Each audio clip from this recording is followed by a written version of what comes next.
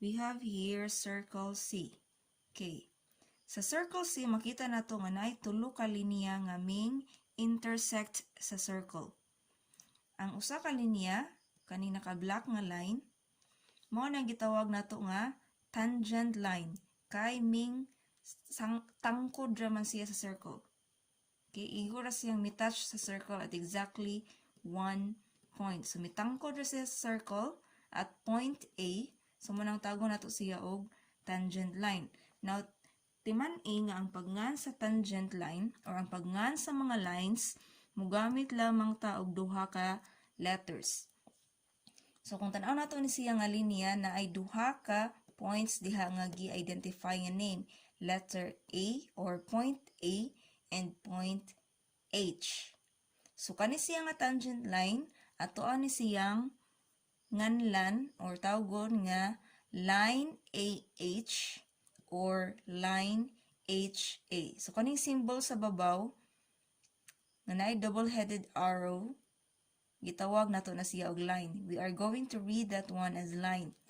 So, line AH or line HA. Usara na siya. Pwedeng magbaylo ang arrangement sa duha ka letters. Next, secant lines.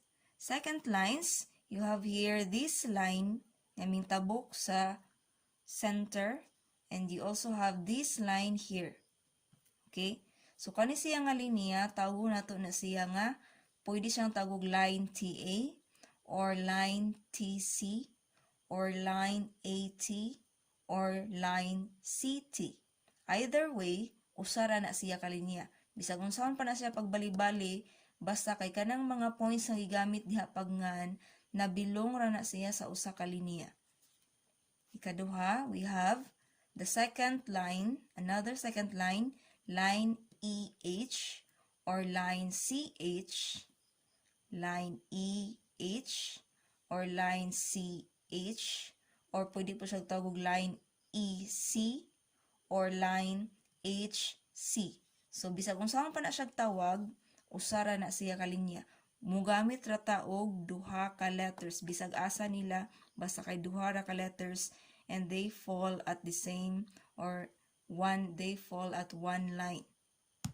So, muna siya ang second line.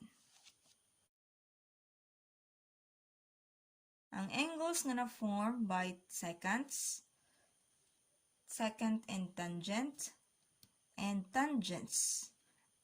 Para makibawan ang measure aning naa sa gawas kaning angle nga akong gi-shadean, equivalent na siya sa katunga sa diferensya sa intercepted arcs.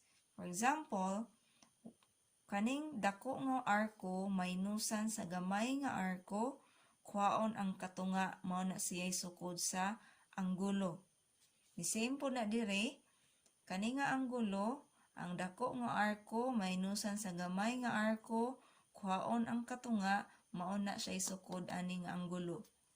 And pareho ra po dire, dako nga arko minusan sa gamay nga arko, kuhaon ang katunga, mao na siya measure sa iyaha nga anggulo. So, to solve this one step by step, to clarify, para makita.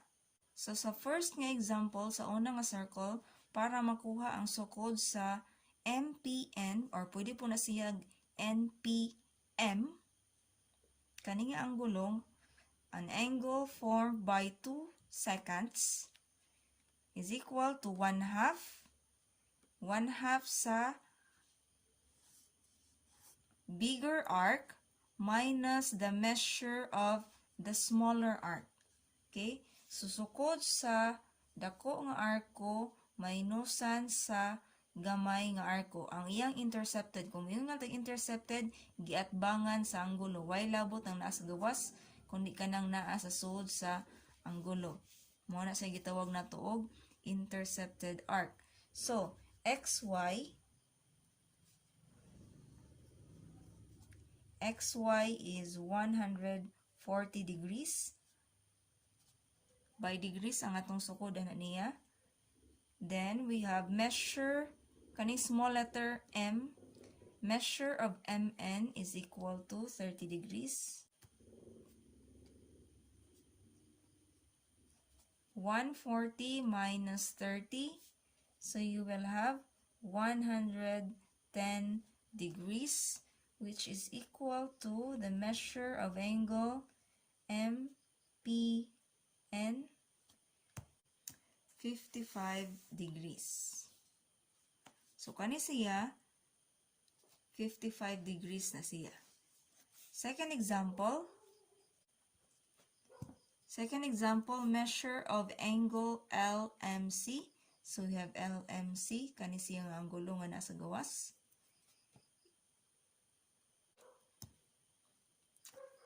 Is 1/2 of the difference of LEC minus LG. LEC minus LG. Si LEC is equal to 180 degrees.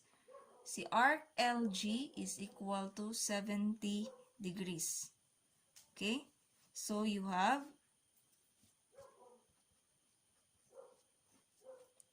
186 minus 70 degrees is equal to 116 degrees.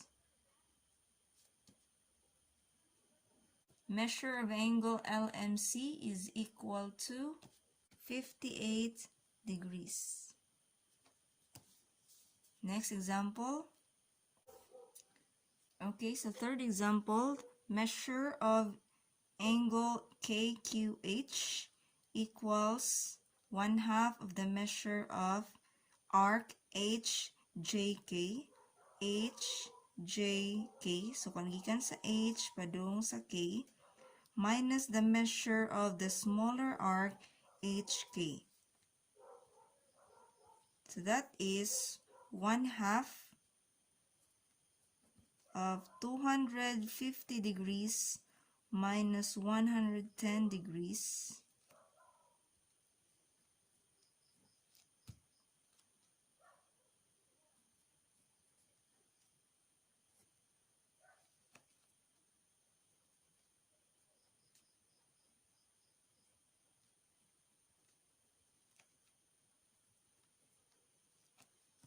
$70 degrees.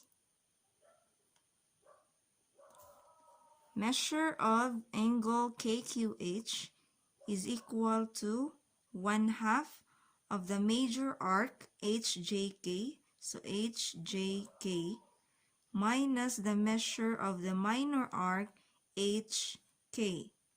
So HJK is 250 degrees minus 110 degrees is equal to 140 degrees. Kwaon ang katunga, 1/2 sa 140 or 140 divide 2, that is 70 degrees. So kung inyong makita, pareho ra na sila. Naa sila'y kaparehuan silang tulo. Basta naa gani ang angle sa gawas, inyuhara nang minuson ang dako nga arko, kuhaan sa gamay nga arko, i-divide og kaduha, then mao na siya sukod sa anggulo nga nasa gawas. Dako nga arko, minusan sa gamay nga arko, kuhaan og katunga, mao na siya anggulo nga nasa gawas. Dako nga arko, minusan sa gamay nga arko, kuhaan ang katunga, mao na siya anggulo nga nasa gawas. Whether it is an angle made by secants, tangent and secant, or tangents, usara na siya ang formula or ang pamaagi.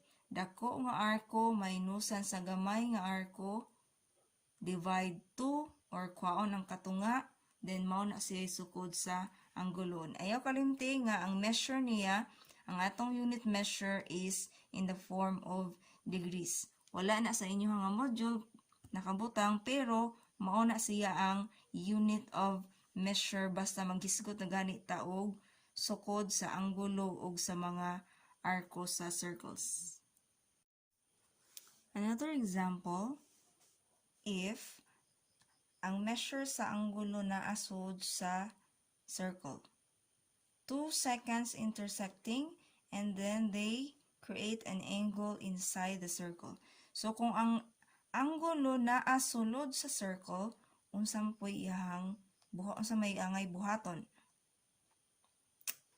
Say for example, measure of angle WTR. So kani siya nga anggulo atong gibutangan og sign. Measure of angle WTR is equal to 1/2 of the intercepted arcs arc WR and arc XS.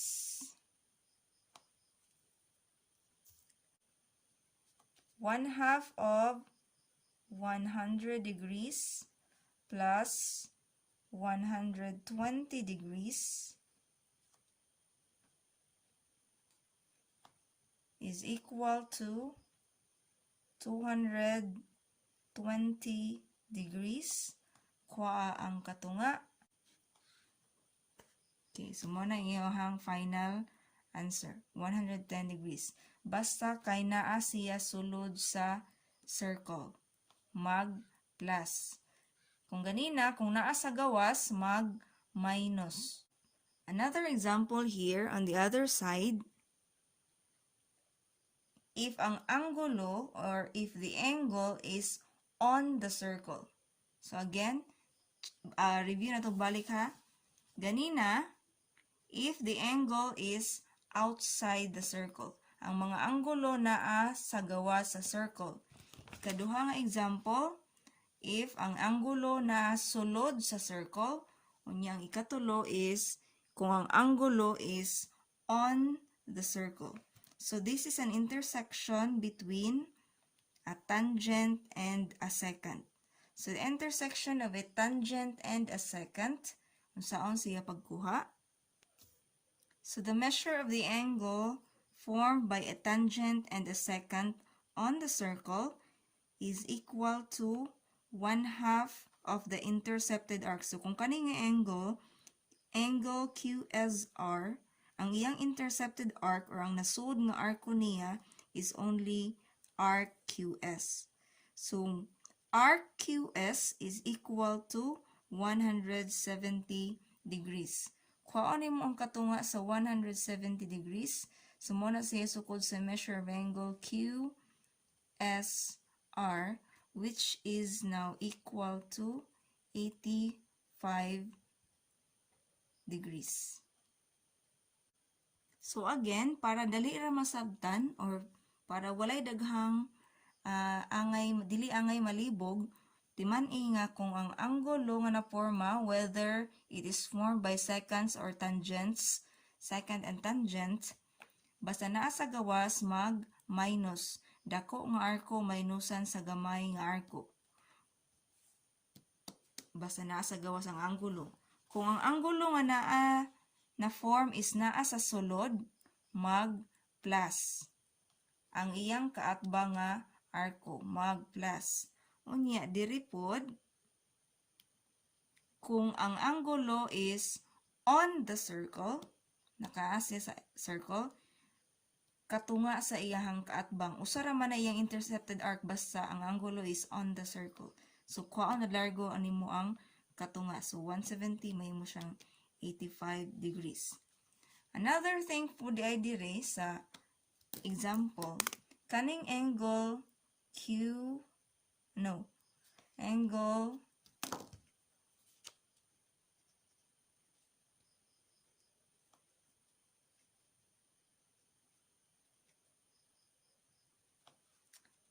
Another example po diri sa pikas, kaning kaatbang niyang angle nga XTS. Measure, small letter M stands for measure. Measure of angle XTS is also equal to 110 degrees. Pareho na sila. Gitawag nato na sila og vertical angles. Okay, again. So, kani si WTR o si XTR, angles WTR and XTR, gitawag nato na sila og vertical angles.